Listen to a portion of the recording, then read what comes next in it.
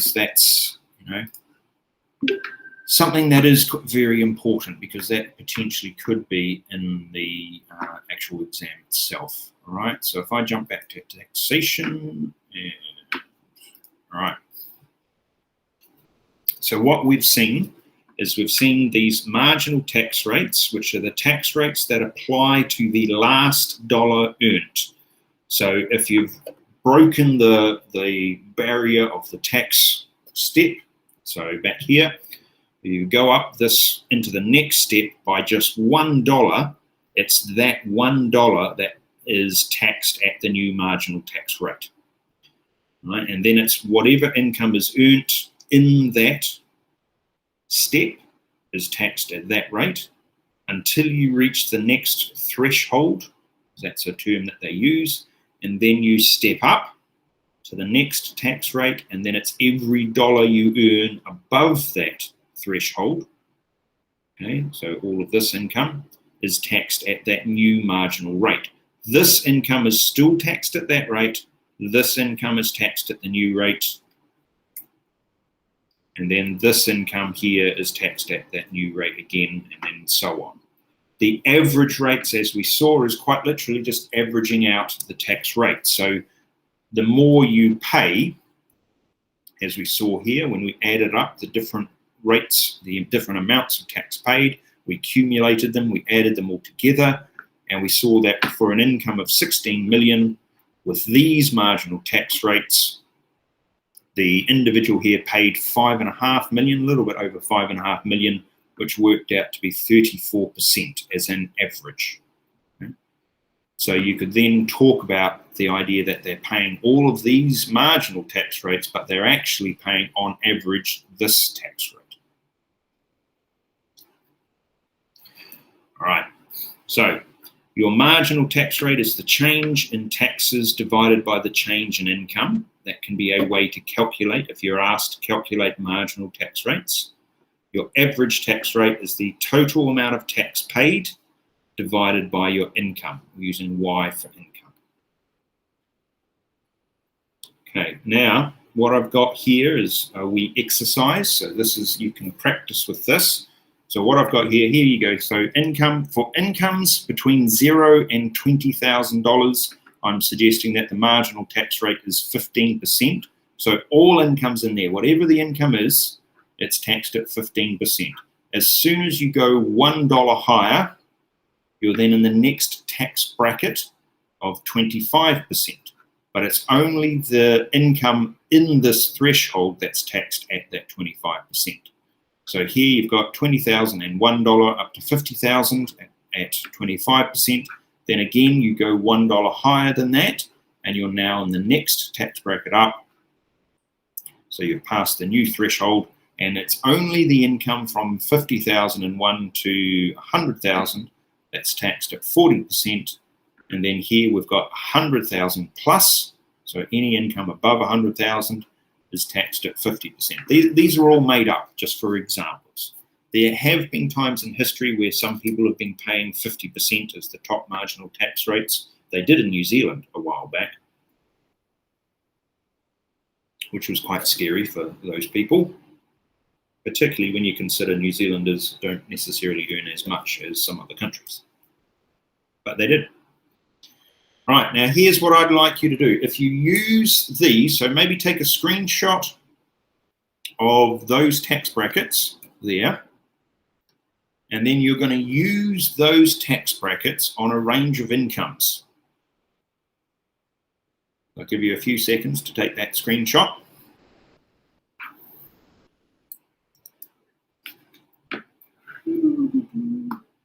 That. Okay, and then what you're going to do is you're going to use the screenshot, and you're going to work out if somebody is earning $45,000 per year, how much annual tax are they going to pay? If they're earning $85,000, how much tax are they going to pay? And if they're earning $120,000, how much tax will they pay? You might like to screenshot that one potentially as well. 45,000, 85,000, and 120,000. So have a go. You've got a few, or how long will I give you? A couple of minutes to work that one out, because you need to do a little bit of addition as well as your multiplication. I'm going to jump out here, jump back into the meat. All right, now once you've done the calculations, ladies and gentlebeans, you can turn your cameras off. You don't need to have your cameras on to do calculations. Once you've done the calculations, if you can type them, just write your answers into the chat and we can do a wee comparison and just a quick double check to make sure everybody has understood. All right, away you go. Turn mine off so I'm not.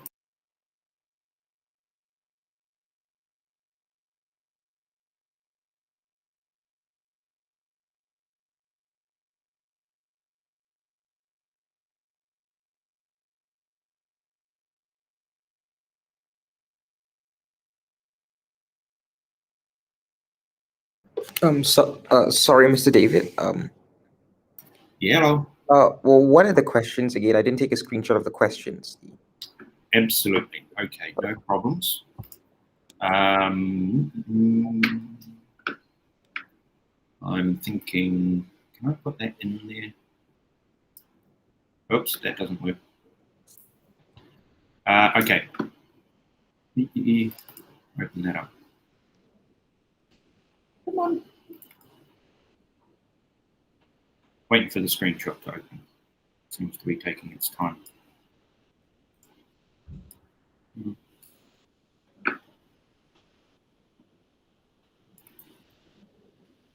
There we go. 45,000, 85,000, and 125,000. 45, 85, and 120. 120,000, right? Yeah. 85,000.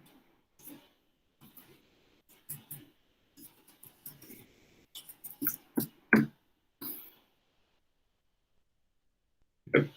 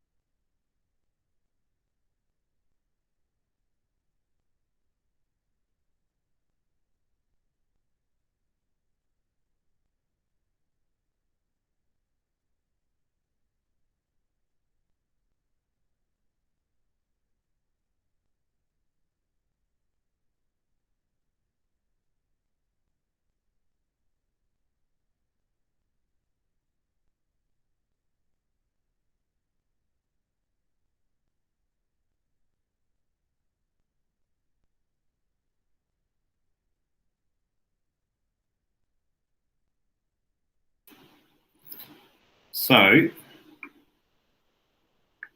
I open up a Jamboard. Here it is. Now I'm thinking in a Jamboard I can add the screenshots. So yes, let's add that.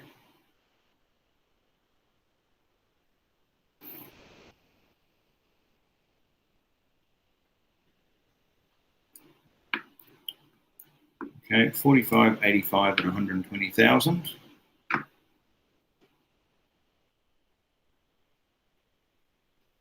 And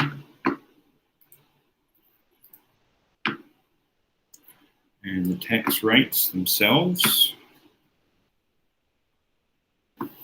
Could be this one, hopefully, yes.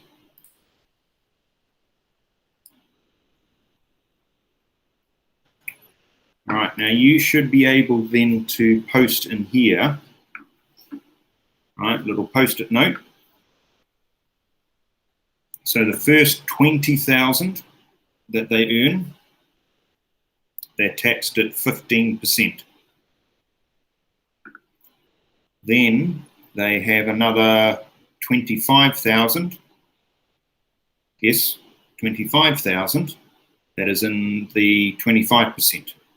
So you need to work out 15% of 20,000 and 25% of 25,000 and add those two together. And that tells you how much they earn, how much the tax they pay, sorry, for A. So A, all right, so the first 20,000 taxed at 15%, then 25,000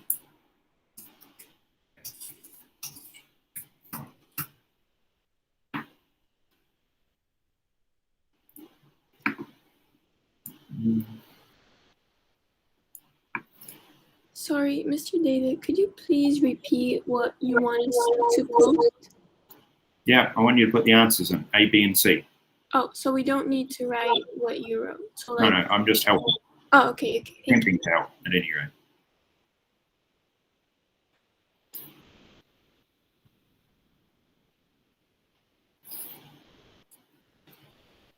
Oh, sir, we can only view the chat Miss, board. yeah, I just requested for access to edit.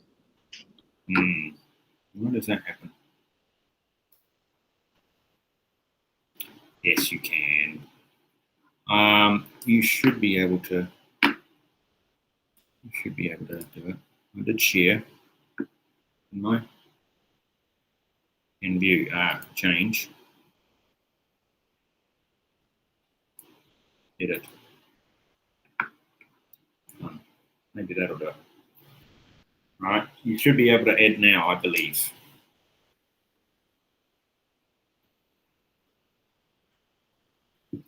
Now, the neat thing about A is that once you've worked out A, you've worked out half of B. Okay? Because you use A's answer to help you also work out B's answer.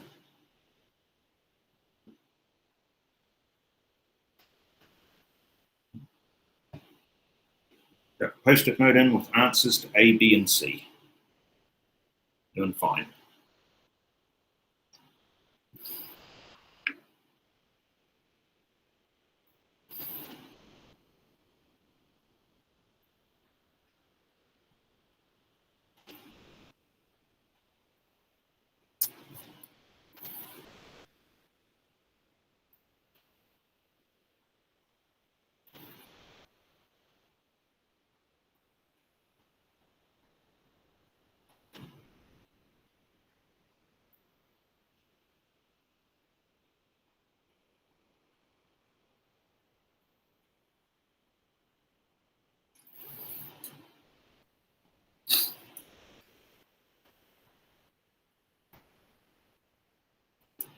Work team.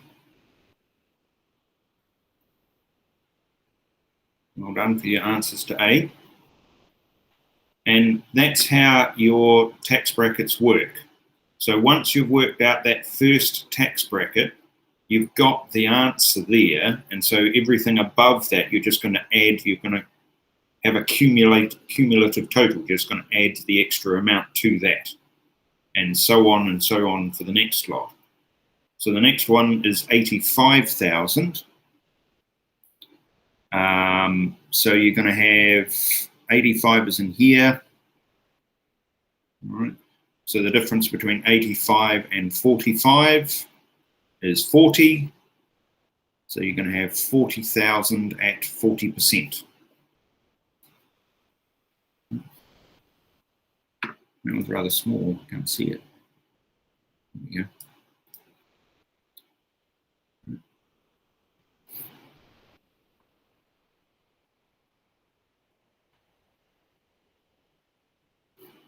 And then similarly, the next one is, so you work that out. So you're working out the 40, what did I say, 40,000 at 40%. And then you're going to add the 9,250 to it because you've already calculated that. And then you need to work out the 120,000, and the 120,000, the difference between 120,000 and 85,000 is 35,000. Just doing maths on a Thursday morning. And then you're working out 35,000 at 50%. And then you need to add the answer to B and A to that. And you should end up with the right answers. Sir. Yeah. So does that mean like we have to find the change in the income, and then because it's 120 plus 120K, we go to the 100,000 plus bar, and then we take the change in the income with the new percentage? Yeah. So Oh, it's every dollar above, right? So as soon as they've hit 100,000, right? So they're earning 120,000. So it's only that 20,000 that's above. So you're only taxing 50% at 20,000 of 20,000. okay. Thank you, sir. No problem. Got a couple who've got different answers for C.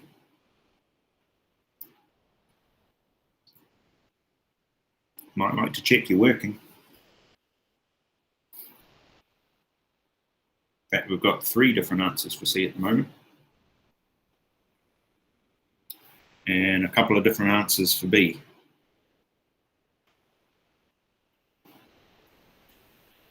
See, this is why it's good to do this now rather than in the exam. Can you imagine?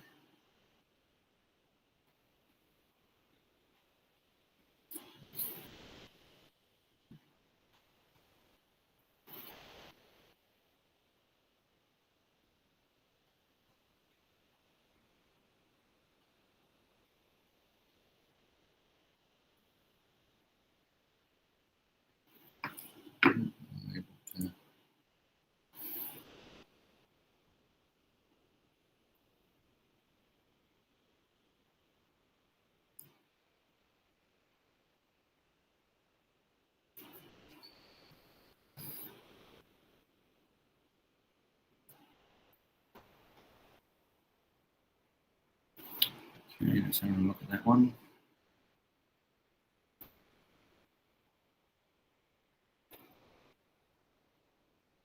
Okay. Now, I mean, quite clearly, once you've worked out the marginal tax rates for A, B, and C,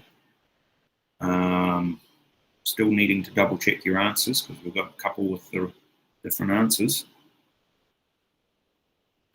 Once you've done that, then you can actually see what you need to do effectively next, right? Because next is more or less going to be asking you about average tax rates. It's connected, okay? The 2 ideas are connected. So looking at how much tax did, person A pay, well, they paid in total $9,250 worth of tax. Their total income was $45,000. So if we were to divide 9,250 by 45,000,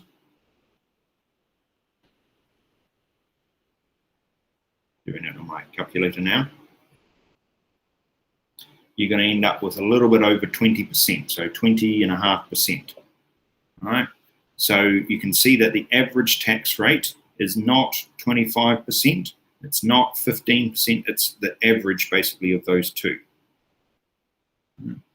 And the same will occur then when we are looking at average tax rates for 85,000, and then again also for 120,000. All right. Just having a look here, you've got your tax paid here at 35,500. I think we need to double check that. Yeah. Mr. David, Yeah. does it matter that the thing is from 50,000 to 20,001? So like, does that like 1 matter that much? No, I was trying to get it to illustrate the idea of $1 more. Right? So if you are earning 50,000, you are still being taxed at 25%. But as soon as you earn more than 50,000, right, then you're taxed at the next tax bracket. That's what I was going for. Possibly not as clearly as I should have. No, I understand. I think most tax brackets finish it at in the nines, so it'd be 49,999, and then the next one would be 50,000 up to what do we got here? 90,000, 99,999, and then the next one would be 100. That would be a more accurate way to do it, I would think. Okay, good. Still double checking. There's still a couple who've got slightly different answers. Can't see this one, it's too small.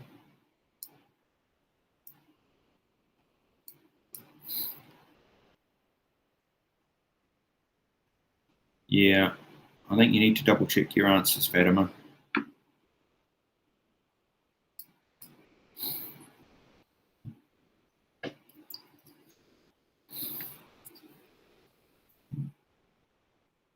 It is really easy to make small errors. Believe me on this, I made lots of them. And as I said to you, this is where those tax accountants earn their money, because they're doing this all the time, and they're doing it for people who are earning millions and millions of dollars. And these are people who've got income from all sorts of different sources. So there is a lot that's happening for those particular people. All right. Okay. Good. Well done, team. Now, if I jump back to here, all right, oops, stop sharing Jamboard. Right, so that's what we worked out. Okay, we could then work out the average tax rate for each individual. Now, what if they had an indirect tax out of 20%, right? So a GST and SST, however you like to phrase it, at 20%. So if you're spending $50,000 a year, so spending, your expenditure is $50,000 a year, how much of that is going to then be indirect tax? Well, that should be a fairly straightforward calculation, because all you're doing is working out 20% of 50,000. Right, we worked that one out. What's 20% of 50,000?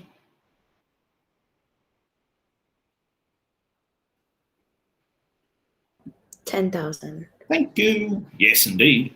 If individual, so that's individual A, if individual C has spent $60,000, so their expenditure, $60,000 a year, how much of that is indirect tax? What's 20% of 60,000?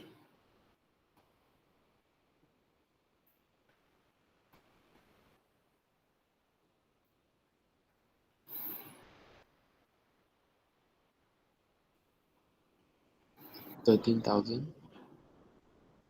Really? 60, 20.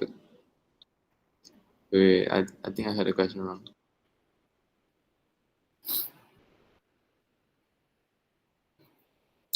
All right.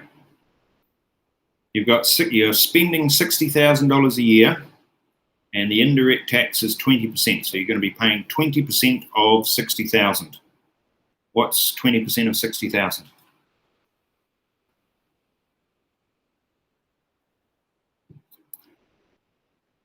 $12,000. Yeah, well done.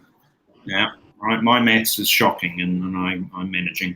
Right, so you guys are rock stars. You should be absolutely nailing this. So, therefore, this is about how much they have spent, not about how much they have earned. So what we see then is the person who has spent more, and it should be self-explanatory, the person who has spent more has actually paid more of their income in the context of indirect tax. Yeah? So which system is therefore more effective at redistributing income? And then you explain. This hasn't got anything to do with income per se, right? But it does reduce, right? In fact, it is disproportionate on those who spend more. Right? It's a regressive tax, if you will, on those who spend more of their income. So whether you then say this is a better way, because this is actually quite an effective way to get tax for countries. That's why they do it. They wouldn't do it otherwise, right? Okay. If you take case studies like Greece, for example, where they would just declare themselves as not earning any income at all. Oh, no, we don't have an income. No, so we don't pay tax.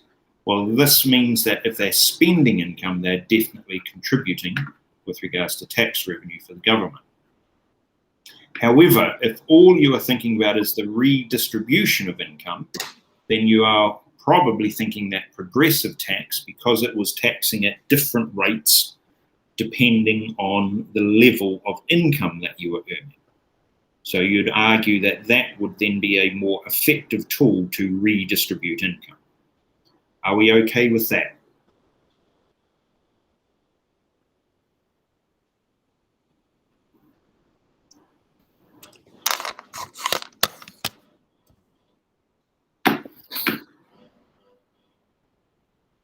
Does that make sense to everybody? Yeah? Cool. Yeah. Right. Okay. And I will absolutely try and go a little bit quicker. Apologise if this is so plainly obvious to you that you're going, Mr. David, this is so easy. Apologise in advance. All right. That's it. That one. Good. Now, the next one that I wanted us to do, I haven't loaded up, preloaded, sorry. It's your comparative one. Right, this is to do with trade. We may have time to do this. Let's see.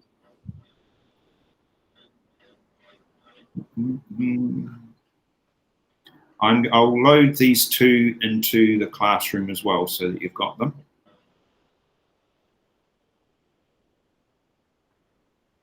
All right. So thinking here, come on, computer. Here we go. About the concepts of absolute and comparative advantage. Now, you have an advantage with this because when you did your history of economic thinking, your famous economist presentations all the way back in year 12, some of you will have covered, I can't remember who, but someone will have probably covered absolute and comparative advantage. Good old David Ricardo, right? So these were our two thinkers, right? We've got Adam Smith and David Ricardo. Right? They were the major thinkers with regards to international trade. Adam Smith thinking about how trade makes people wealthy and why one country is wealthier than another. And David Ricardo, reading Adam Smith's book, then went on to write a whole book about economics, the economics of income and trade and all sorts of other aspects of political economy. That really started a whole lot of things off for us. Now, we've also introduced you to mercantilism. You've had a wee look at mercantilism.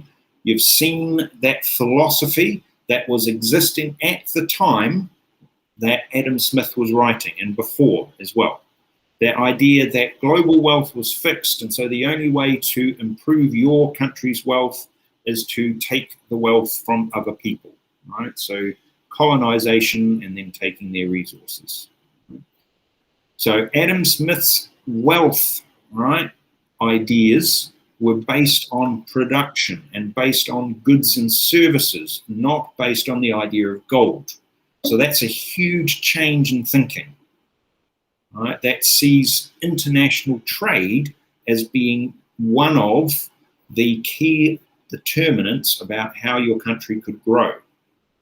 He believed that a country could specialize, become efficient in the production of trade, and thereby trade making the consumers better off because they're able to buy foreign-made products that are cheaper than the domestic ones. So there's a lot about productivity, specialization, and efficiency tied within this. So the absolute advantage, you're going to specialize in the production of the product you can produce more efficiently than the other country.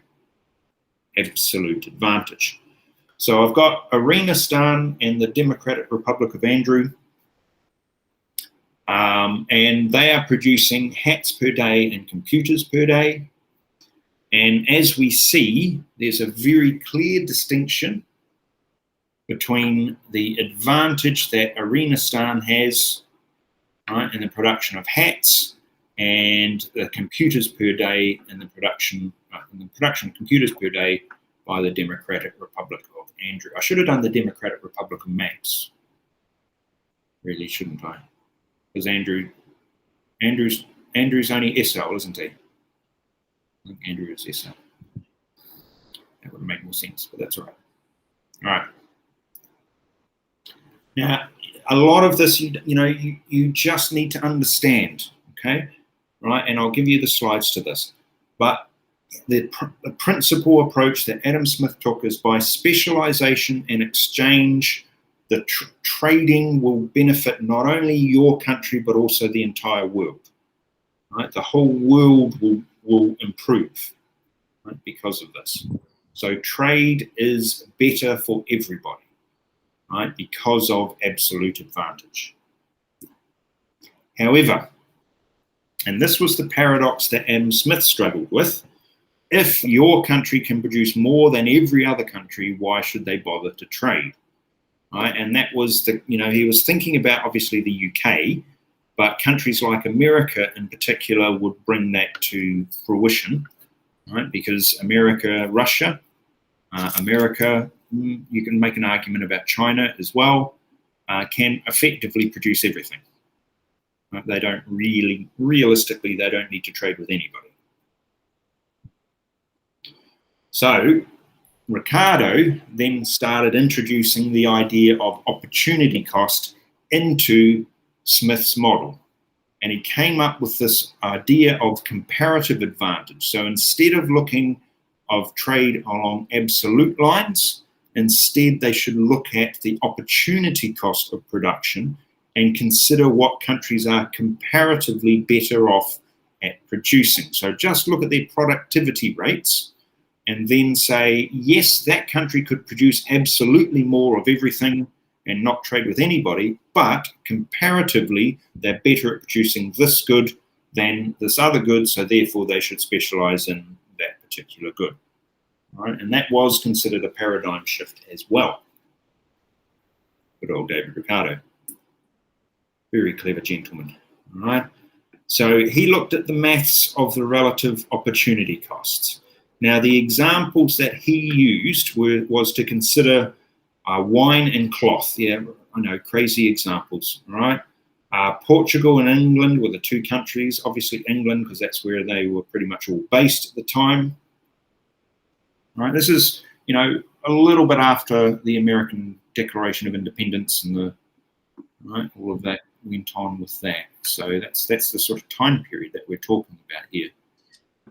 All right, if we're looking here, we can see that here we go, Portugal can produce 90 units of cloth and 80 units of wine. England can produce 100 units of cloth and 120 of wine. So the argument to Smith would be that England shouldn't trade with Portugal at all because England can absolutely produce more of everything and they don't need to trade. Okay. However, Adam Smith would say, well, if we look at the ratios, okay, so how much wine do we have to give up to produce cloth? How much cloth do we have to give up to produce wine, right? If we make that comparison between these two countries, then we're able to see that Portugal has a lower opportunity cost with regards to wine, right? And England with regards to cloth. So we're going to use these figures here, these, what are they, minimum labor hours, right? Okay, and we're going to make that comparison. It's just as a ratio, a relative ratio. So if we're looking here, let's do a comparison with regards to wine, and we see that the figure here is 80 to 90 effectively, right? So the comparison here being 80 over 120 with regards to England. And if we're looking at the cloth, then you're looking at 90 over 100. So as a comparison. And similarly, if you look at the reverse ratio, so you're looking in this case at England, right, and you're going to do 120 over 80, right, which is a much bigger ratio, and then 100 over 90, which is there, and again, that should lead you to the idea, the comparative advantage idea, that Portugal should specialize and produce wine and England should specialize and produce cloth. That's the idea. Now, there's an awful lot that goes into this. Yes, this understanding is what you need, but the assumptions that there are with regards to this can be quite a problem, because we're not taking into account exchange rates, we're not taking into account transport costs. Any of those extras aren't being considered. All right, so here's, again, sorry, Arenistan and the Democratic Republic of Andrew, they're making hats and computers. So here we go. Let's have a look at the opportunity cost to produce one hat in Arenistan. All right, so if they, here you go, they're going to, maximum production for hats is 15, maximum production of computers is 4. So the opportunity cost to produce just one hat is 4 over 15. The opportunity cost of producing one computer is going to be the opposite equation. And down here, we've got the Democratic Republic of Andrew. What is their opportunity cost? If their total production here is 30 for hats and 20 for computers, what will their opportunity cost be for hats? What will their opportunity cost be for computers? So we'll do a wee screenshot. All right. And we'll try this. Jump back in here. Stop presenting. It's going to freak me out. Right, so we'll open up a jam again. My year 12s told me that you can just keep adding pages to the Jamboards. You don't have to keep edit. Anyway. All right, so here's a new jam, which I will present. Meeting. Just like that. I will also add image, which should be this one.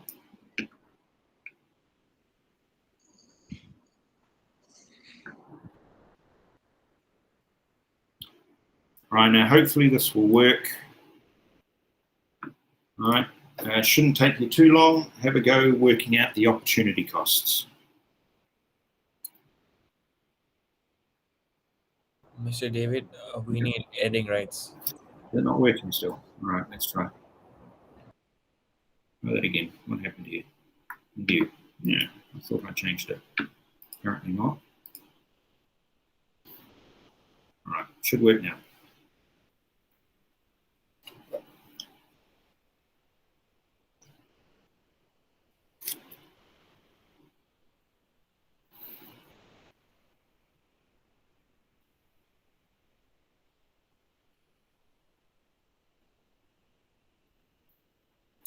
I'm not hearing my son doing his work, so I'm hoping he is.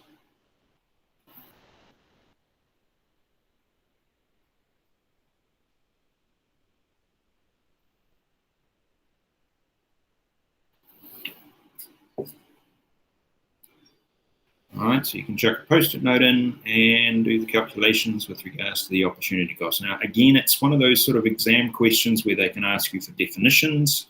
They can ask you to do explanations about the difference between comparative and absolute advantage. They could have a case study and you are expected to do the calculation, but again, they're going to have to give you data for that. So you're not going to have to come up with the data yourself. You will just have to manipulate the data that they give you.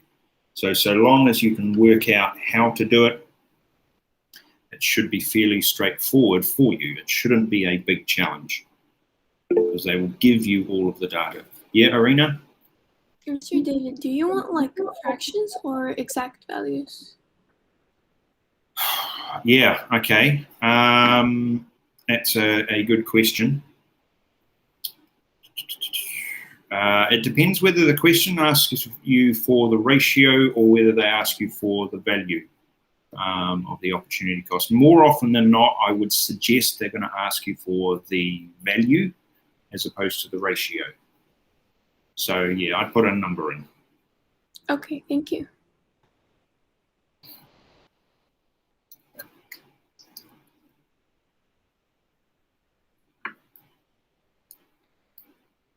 Sorry, I'm moving things around because I can be a little OCD like that.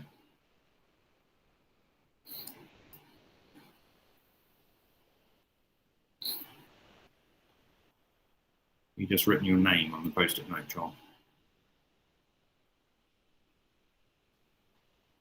Yep, I'm just going to use the text box. All right.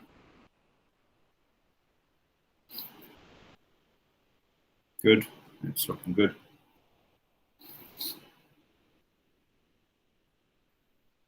All right. So again, the point will be to work out which product each country should then specialize in order to maximize the global benefit from trade.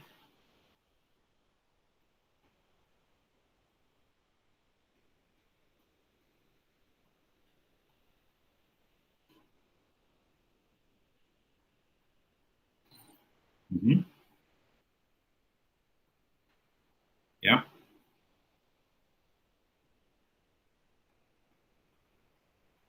And you're looking for the country to when you're specializing, you're looking for the country that has the lowest opportunity cost. The smaller opportunity cost gives you the comparative advantage with regards to trade. So you might make an argument that Arena Stan, dependent on what opportunity costs you're calculating, should specialize in hats, and the Democratic Republic of Andrew should specialize in computers. But that will very much depend on what numbers you come out with. Goodness, you can turn yours upside down. That's quite clever.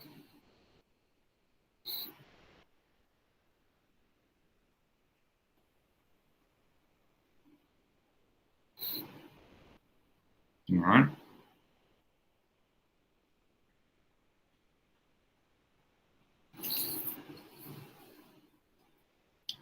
So therefore, the hats wise, which country do we think should be specializing in hat production?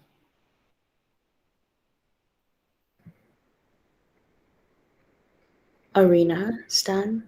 Arena Stan? An answer for Arena Stan? Mm-hmm.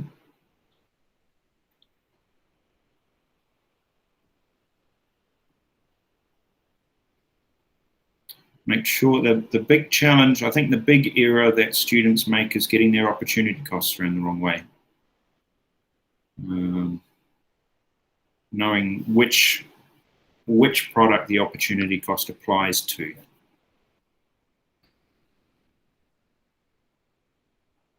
Yeah, I like the way you've phrased it. You've phrased it about the opportunity cost of one computer equals the opportunity cost of one hat equals. That will help.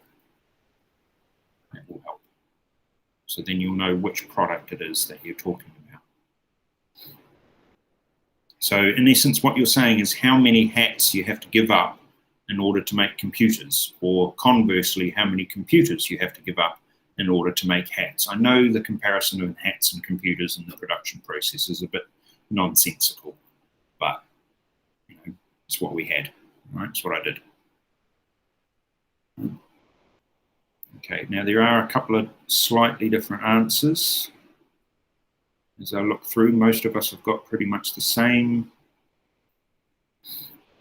I usually at this point get asked about rounding. Nobody has thus far asked me about rounding. I'm assuming that you're all okay with the idea of rounding. So therefore I will tell you, right? With rounding, the key thought is that you might be told how much to round. They might actually tell you round to 2 decimal places, yeah, sort of idea in your answers. If you're not told, then you need to assume 2 decimal places. Okay? Never truncate your numbers in economics, and that's always a tempting thing for students to do, and I don't see anybody who has truncated at this point, so that's a good sign. There's usually 1 or 2 who truncate, but if you're going to round, you round to 2 decimal places, and then you should, put the brackets 2dp just to clarify. Not that the examiner will not understand.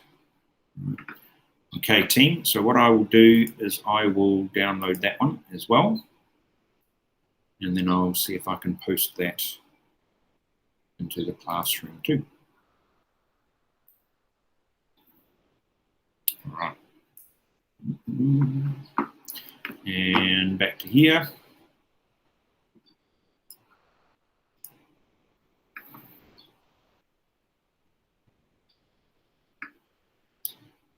All right.